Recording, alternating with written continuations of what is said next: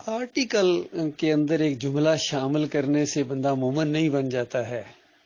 ان کے دلوں کے اندر وہ جملہ شامل نہیں ہوا ہے. میں نے خود جنرل حمید گل کو دیکھا ہے، کسی علاقے میں گئے تھے، کوئی تنازع کھڑا ہو گیا تھا، تو یہ شیعہ لوگ تھے، وہاں بات چیت ہو رہی تھی اور اس کی آنکھوں کے سامنے وہ نعرہ حیدری لگا رہے تھے اور اس جرنیل کے ماتھے پر شکن نہیں پڑی اور پوری زندگی انقلاب انقلاب کرتا رہا، لیکن ایمان، توحید اور رد شرک کی اس کو توفیق نہیں ملی ہے.